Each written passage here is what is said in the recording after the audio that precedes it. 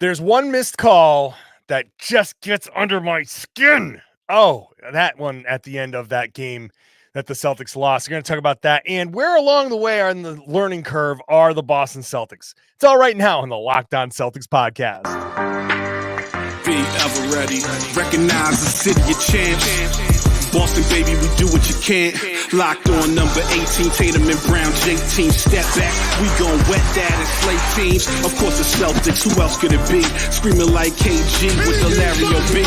Karalis above average, assessing the team status. Best daily pod, no cap, salary matching. Clutch like Bird the DJ, keep John on replay. Prime time, dapping up the truth on the sideline. Raining J's, how it started, raising banners, how we finished. Locked on Celtics pod, home of the winners. B. Hey there, welcome back to the Locked On Celtics podcast. It's right here on the Locked On Podcast Network. It's your team every day. I got you every day with a free, fresh podcast. Drop directly to your device if you subscribe. Podcast every day, Monday through Friday, plus bonus podcast. So the Celtics play tomorrow. Yeah, I got a podcast after that. Celtics play Saturday. I got a bonus podcast after that. Podcasting all this week, all next week. So subscribe, get that show on YouTube. Watch it, get into the comment section. I'm John Karalis. I used to play a long time ago. Now I'm covering the Celtics for Boston Sports Journal today. A broad conversation about where the Celtics are along the learning curve. And that's going to involve a lot of players. It's going to involve Joe Mazzulla. And then we're going to talk, we're going to start talking about the missed call at the end of the game. First, I want to tell you that this episode is brought to you by Prize Picks, the easiest and most exciting way to play daily fantasy sports. Go to prizepicks.com/LockedOnNBA. Use the code all lowercase LockedOnNBA for a first deposit match up to $100. Let's bring in my guy, Tom Westerholm. Tom, how you doing? I'm good, man. How are you? I'm great. Both feet inbounds. Oh man, I hope nobody saw that. Last night, or Wednesday night. Now, let me preface this by saying everybody who is here regularly knows me. I don't blame refs for losses. So this is not me blaming the refs for a loss. Whenever it comes down to a call like this, like I'm about to rant about, there's always something that you could have done beforehand. And like I said in the post-game podcast, that second quarter was an abomination. And if they had played better in the second quarter, they wouldn't be in this position. So fine. That is just out there. This is not blaming the refs. Okay. Now let me blame the ref. No, Embiid stepped out of bounds after Porzingis missed the three. He stepped out of bounds with 4.8 on the clock. It was obvious. Everybody saw it. The referee was staring down the line. She was in position to see that. She wasn't blocked. There was nothing. It was obvious. She was looking at his foot and for some reason didn't make that call. Now, again, that's not why the Celtics lost. But it's also not a judgment call. It's not like we're letting them play. It's not like we're letting the players decide the end of the game. It's a very clear, hey, you know what? We have these lines around the court for a damn reason. And when someone steps on it, it's a whistle and it goes to the other team. That's just how it works. So blow the whistle, give the ball back to Boston, let them miss the next shot or whatever. And then whatever happens. Your job is to see that and be like, oh yeah, he stepped out of bounds there.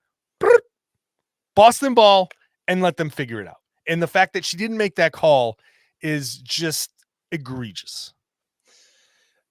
It's kind of funny in the context of, okay, so like this is going to sound a little bit roundabout to get to my point, but I think you'll understand what I'm saying.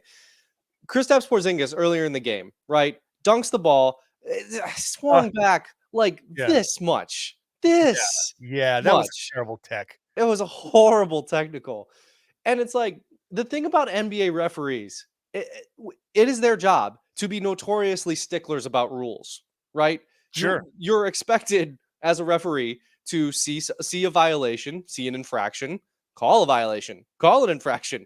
That's when you at the end of a game, when you see a player trying to hand the ball to the referee will kind of do one of these, kind of pull their hands back until the buzzer sounds. Because it's like, no, I can't touch it yet. okay, now I can touch it. Now I can take the ball. Thank you. Let's all go about our business. And it's like, I guess my thing is just like, okay, so the one time I refed an intramural game, and I constantly was freezing up and not making calls. Like I would see the ball go out of bounds, and I'd be like, I don't know who that went off of, and I would just kind of like look up and down until somebody called it for me. An NBA ref is supposed to not freeze up. An NBA ref is supposed to be a stickler for all the rules and to make the calls. Like, like it was a weird. I mean, it was just weird. It's like it's like. We could see it on the broadcast. I feel like, the officials, I mean, that's a spot they're supposed to be in. Like they're supposed to be able to see that precise call, like on the baseline. Yeah. I mean, it was a bad miss. I mean, it's not, I'm with you. Like, I mean, look, I don't, Celtics didn't deserve to win that game. Like if sure. Jaylen and Jayson can't kind of get things going against that Sixers team, then the Celtics are in a lot of trouble. And the second quarter was bad. And Jaylen turned the ball over a lot in really bad ways that I'm sure we're going to get to when we talk about the learning curve and everything else. Yeah. But I mean, the Celtics did deserve one more chance to tie it. Like that was by every letter of the law. But did the Sixers deserve to win that game? Blowing an 11-point lead in not where they were at, wherever it was. Like you're supposed to finish the game. If you had an 11-point lead, it looked like it was over. Finish the game. Yeah. And you didn't. You blew the lead. You put yourself in a position to go into overtime. Does that team deserve the benefit of the doubt? Neither team deserved the benefit of the doubt. And you know what? This isn't about who deserves what. That's not for the referee to decide.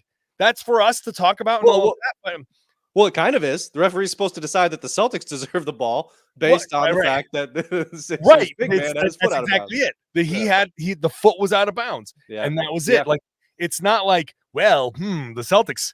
I don't believe that they really should get the benefit of the doubt here, and there is no benefit of the doubt. Your foot's either on the line or it's not.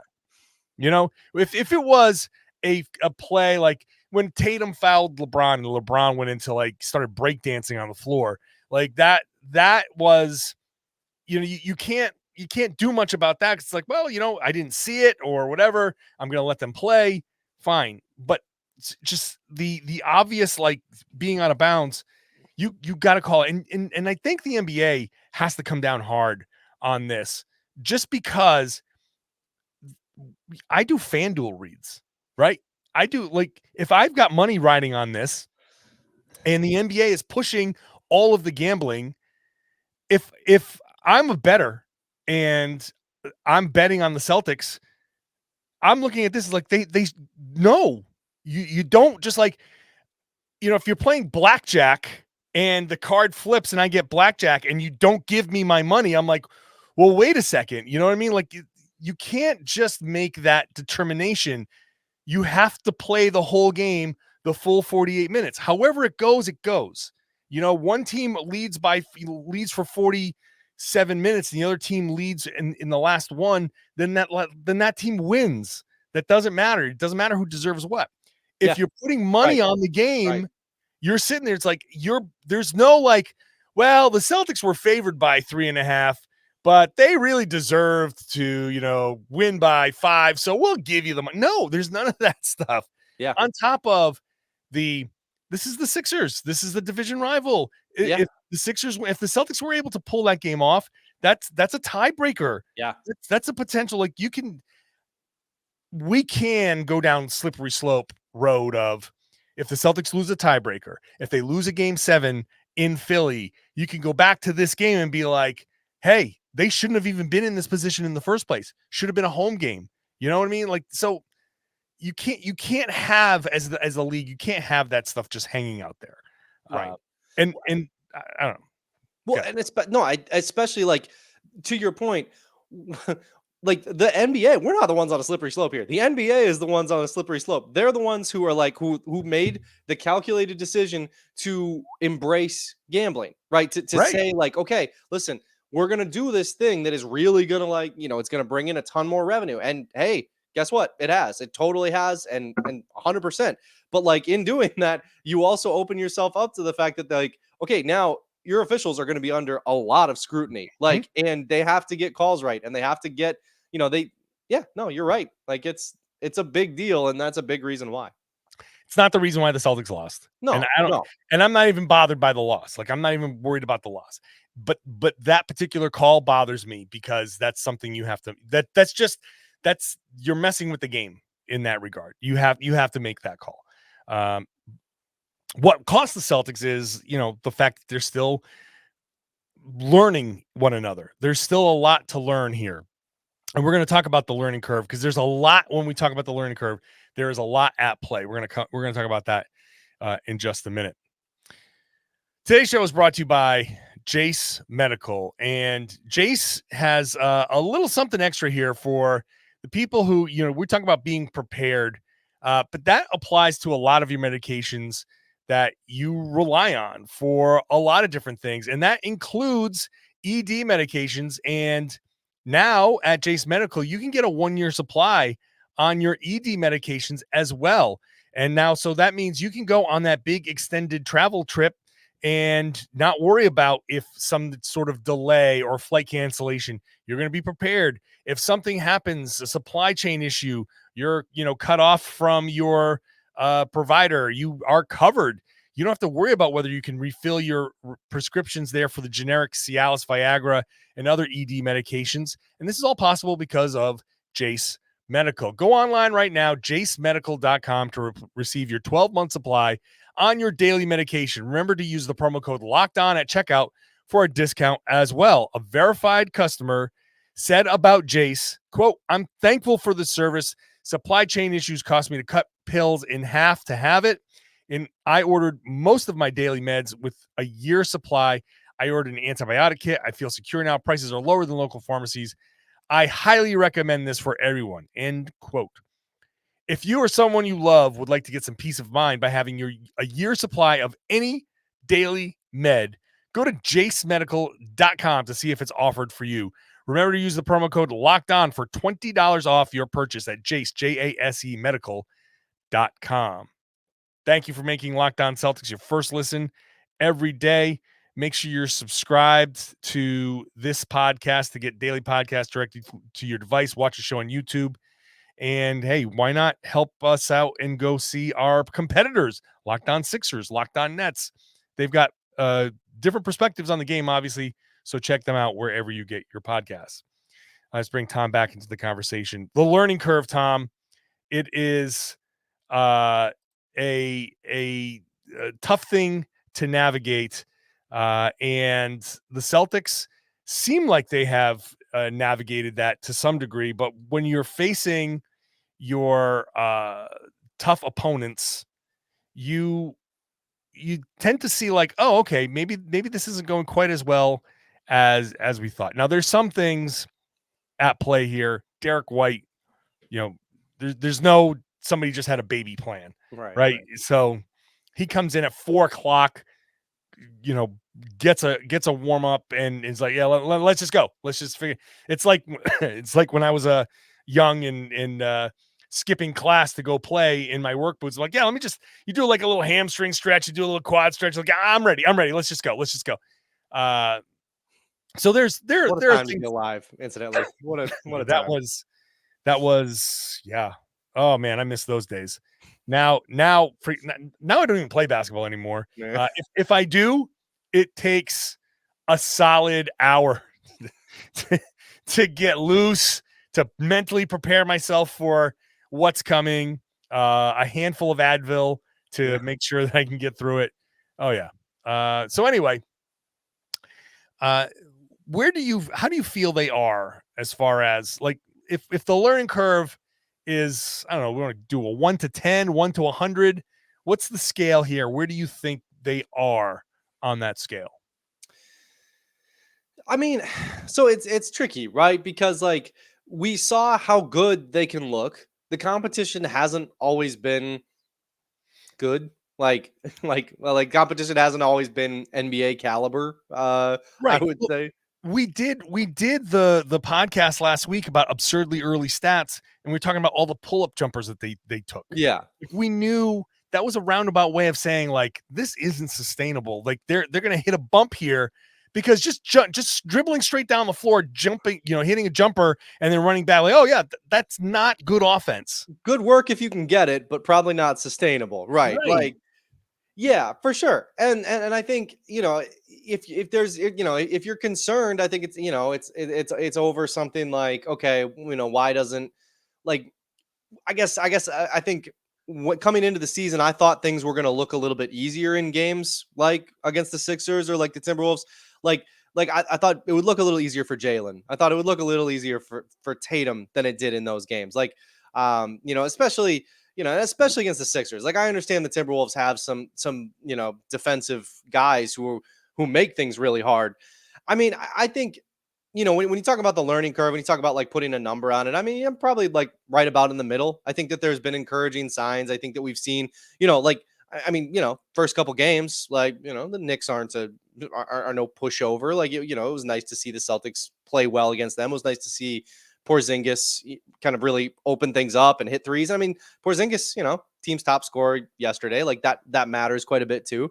But I mean, at the same time, it's like, I would like to see Jaylen not put his head down and try to dribble through three defenders like for no reason and turn the ball over.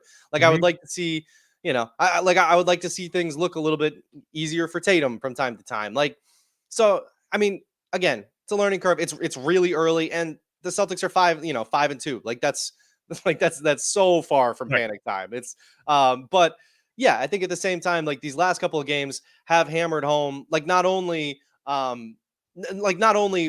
was the pull-up jumper stats and all that stuff not sustainable at the start of the year, we're also at a point, where we're starting to discover that this team has to get used to each other, has a little ways to go, has things to iron out, have, schemes and everything to implement that Joe Mazzulla, hasn't totally gotten together at this point. So, yeah, I mean, it's right about in the middle. I know that's like kind of a cop-out answer, but right about in the middle.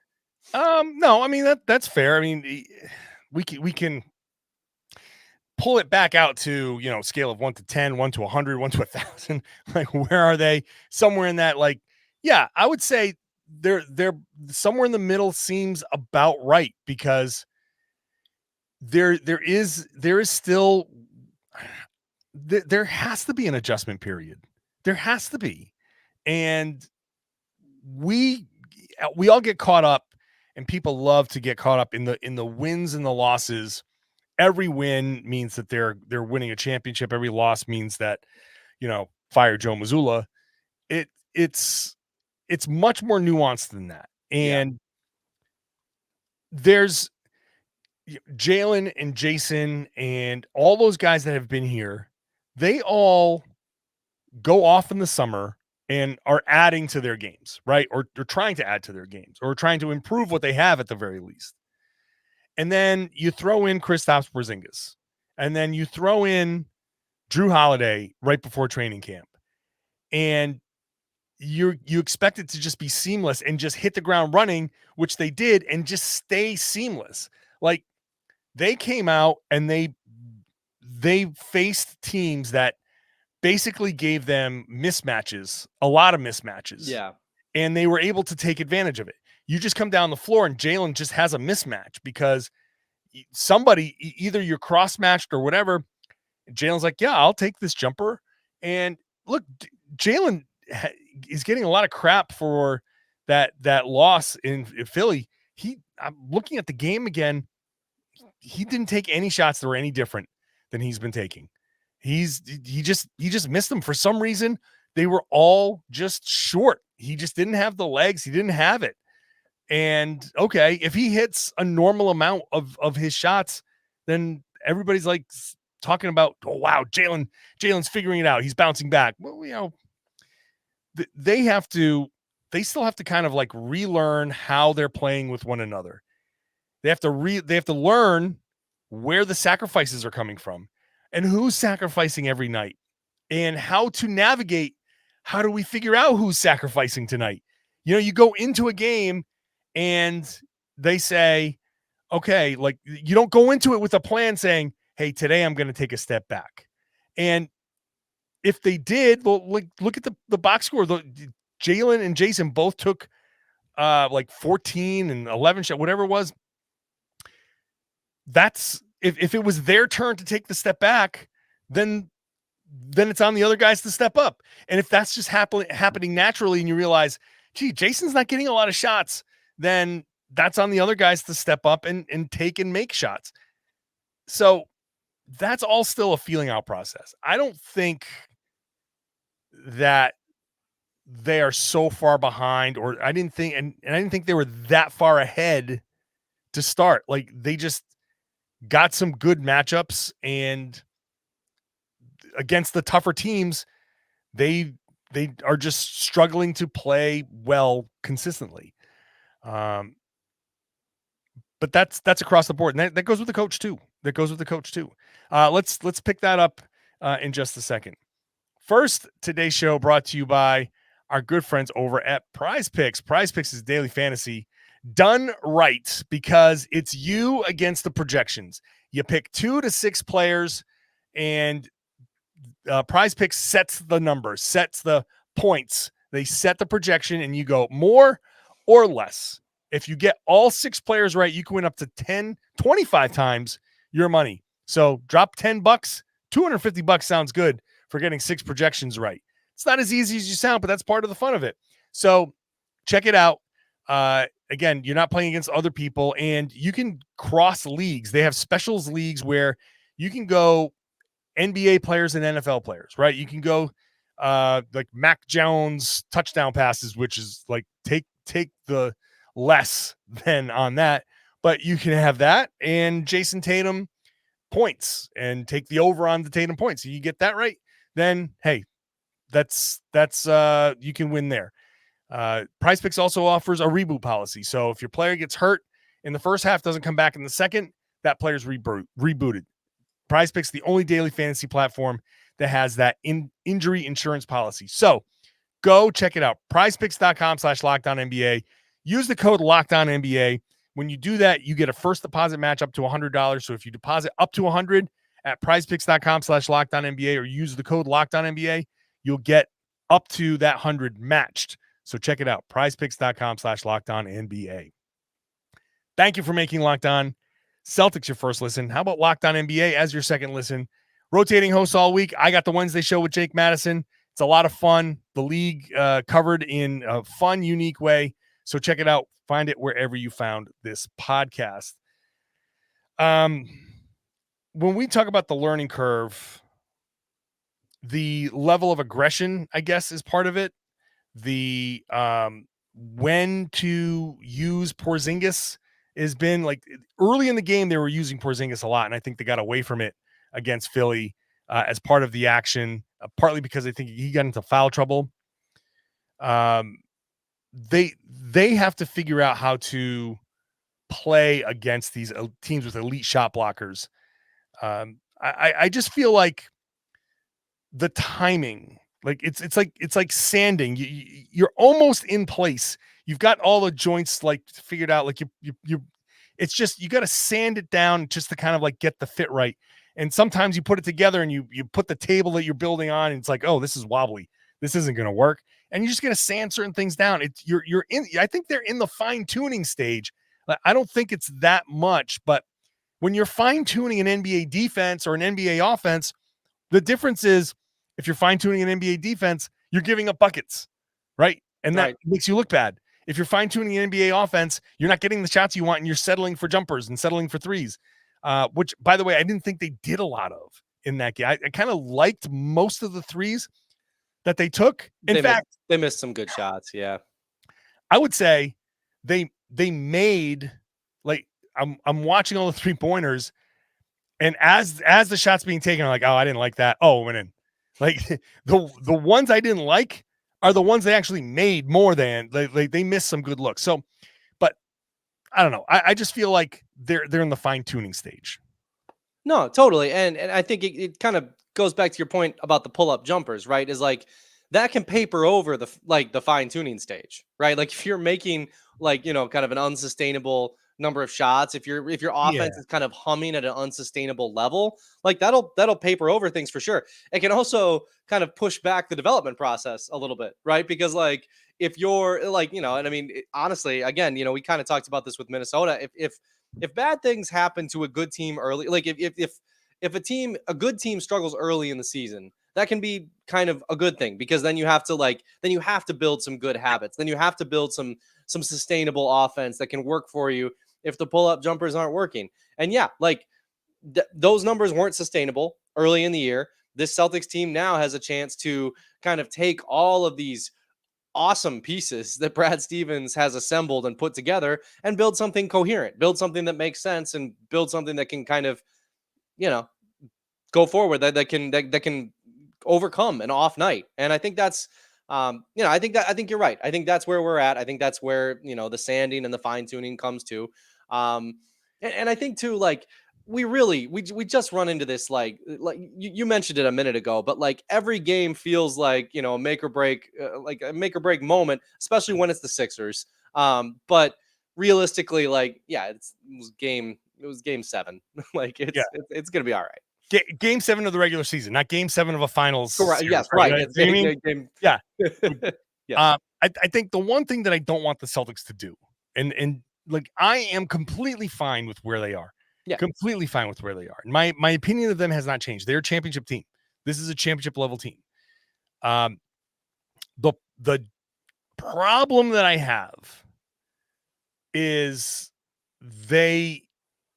as they're figuring these things out, they tend to revert to some of their bad habits. And that's the part that I don't want them to do. That's the part where it's like you said, okay, well, Jaylen's like, well, I guess I'll just do it. And like, no, don't just say I'm going to go do it, because you can't go 1-on-3. You're not good enough to dribble 1-on-3. You're not Steph Curry dribbling and finding your shot. Just know what your strengths are. Like, you're Jaylen Brown is such a damn good basketball player. Like, just an unbelievably great basketball. You don't sign a $300 million contract without being a damn good basketball player. But mentally, he lets his brain get the better of himself. And that is where I want it to stop. The superhero stuff has to stop with the Celtics. And it's both Jaylen and Jayson. I'm going to say it's more Jaylen than Jayson, but it's both. And it's not by like a ton more, you know what I mean? But they both have to just stick to the plan. And it's the NBA, and part of the NBA plan is always the stars get to take like some of, just their shots, and you just got to live with it. But I hope they just understand that do the things that make you great, and the things that you have struggled with, you have other people here to help you with that. Yeah. Stick to the plan and take the time to get everybody used to that. And it's okay to delegate certain areas of like the ball handling and the penetration. Like, yeah, it's okay to hand some of that off and do less so you can end up doing more. Right. And I mean, it's hard to delegate sometimes, right? Like that's a hard ththing to do. Yeah, especially if you're a player of these guys' caliber, especially if you are Jaylen Brown and you were just all NBA, like, you just signed this big contract, and I assume you worked on your I'm sure Jaylen heard all the chatter about his handle over the offseason. I'm sure Jaylen worked on his handle. I'm sure like delegating isn't easy. It's kind of an admission you need help. And like, but that's the NBA. Like, you're like, these guys are great players. These guys are all stars. These guys are all NBA guys. Like, but all NBA guys need help. All NBA guys need a team. Like, and right. That's where things are at. Like, so yeah, I mean, to your point, just kind of trust it, because I think that, like, if, to your point, like if Jaylen just kind of played the Jaylen Brown game, I mean, what did he average last year? 27 a game, like just under 27 a game. Like, that's so within the realm of possibility this year. If like, you just kind of let your teammates do their thing, you kind of build with your teammates. I mean, you're going to have some huge games this season. You're going to have some real opportunities to put up huge numbers this year. Like, yeah, it just kind of comes down to, climbing the learning curve, right? Like just kind of like getting over it. And I mean, I think they will, but 7 games into the season, this is what we got to talk about. So Yeah, no, it's fine. And he's shooting 44%, not even, yeah, which is absolutely the lowest point of his career. If that were to be, where it settled, and it won't settle there. It'll settle no, where that historically, is also unsustainable. right. So Yeah. it'll settle where it's supposed to settle. It's fine. It's fine. It's fine. Just don't get into the bad habits. Some people might say a coach snipping at the media afterwards is a bad habit. We only have a couple minutes left here, but I want to add some context to the Joe Mazzulla, Gary Washburn thing, because that's been going on since training camp. Yeah. Right. Like people don't understand. Yeah. That didn't just come out of nowhere. Gary Washburn a month ago asked Joe Mazzulla some question about like, hey, you want to get 50 3-pointers up per game. Like, and Joe was like, did I ever say that? And Gary was like, well, okay, maybe you didn't say that, but you kind of were like, you implied that you're cool with it. And the 3-point shooting has just since then been part of a rapport between Gary and Mazzulla. Now, I don't know where the 7-year-old article thing came from. Somebody must have given it to him. I don't think Joe Mazzulla, I don't know. Maybe he's just a lunatic enough to go back and like do it. He's prone to lunacy. He is prone to, as I've said, he's Rhode Island Italian. So there's a lot of vendetta kind of going on over there. So maybe, I don't know where that came from. I don't know. But the 3-point thing between him and Gary, I think, has been a good-natured back and forth between the two of them.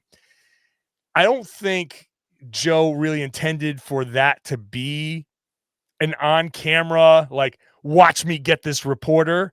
It comes off as that, as like when it's clipped and shared on social media and shared on the talk shows.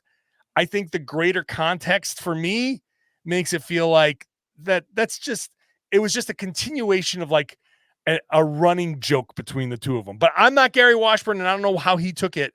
Well, I guess I'll find out this weekend at the games, but I see the 3-point shooting for them as kind of like a running theme.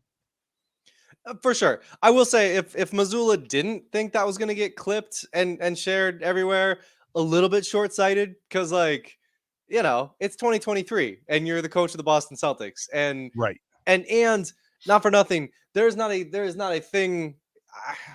Is there a thing that gets more like kind of media engagement than somebody like arguing with a reporter post game? Like that's it's like, yeah. I'm not even being like hyperbolic here. Like coach number one comments goes viral every time. Yeah, coach versus reporter, player versus reporter. It's guaranteed. Yeah.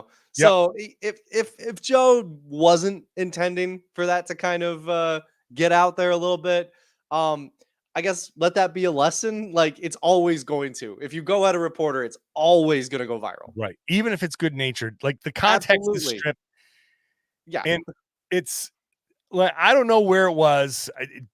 I think Joe is a ball buster for sure. And you saw him laugh when because Gary's gonna ask the 3-point, did you rely too much on the 3-pointer? And Joe's I always gonna laugh at that. And the answer is always gonna be no. Yeah. Because you know what? Like, it's not like, first of all, it's not like Boston's the only team that takes 47 3-pointers in a game. Right. It happens every night now. It used to be a big deal. Now it happens every night. I'm telling you, 40 plus 3-pointers is a regular occurrence. 50 happens more often than ever. Like it is what it is. This is what NBA offenses are. But Joe had that in his back pocket, and he just decided, oh, this is going to be great. He was so excited. Watch me just bust Gary's balls, because he just, I don't know, he likes to bust Gary's balls sometimes. Again, I think it's good natured. I don't think it's if there was ill intent behind it, I would say so. I just think he wanted to bust Gary's balls, and it gets clipped and stripped of clipped and stripped, and so it's no context and stripped of all context. And then it becomes, oh my God, there goes Joe. Oh, can't resist jawing with the media again. But I'm like, okay. Everybody back off, because I don't think, my personal experience is that Joe has been much more open with the media this year. He's taken us aside, and like he had an availability that went for like 5 minutes, and then he spent 10 minutes aside talking to all of us, trying to explain things and say, yeah, no, this is what I'm trying to do, and this is what we're trying to say, and when I say this, I'm saying this, blah blah blah. That's much more like open and engaging to all of us. I don't think he's being mean-spirited to the media at all. That's my view of it, which is why I didn't mention it last night. But no, that's fair. That's fair. You're right, man. You're right. You got to know that's clipped and stripped feels like the 2023 version of like being like tarred and feathered or something. You know what I mean? Well, yeah, right. Because that's it. You get dragged out into the town square, which is social media now. That's our town square now. Yeah. Whatever you say gets clipped and stripped, and then you're screwed. I like that. Yeah. And you're just whatever you like. You talk for 5 minutes, and 20 seconds of it ends up on social media, and people only look at it from their own personal view, and it all just goes down the toilet from there, just like this podcast. Thanks, Tom, for hopping on, as always. Appreciate you, man. And I appreciate everybody for hopping on, listening, watching, hopefully enjoying the show. So make sure you're subscribed. Once again, bonus podcast coming up tomorrow and Saturday after the game against Brooklyn, after the game against Toronto. And then I'm back next week, probably do another mailbag Monday. So get your questions in, johnkaralis.com/mailbag. And just would love it if you're here. I would love it if you regular listeners, you everydayers, share the podcast, spread the word, tell your friends, tell everybody they should be listening to and watching the Locked On Celtics podcast right here on the Locked On Podcast Network. It's your team every day.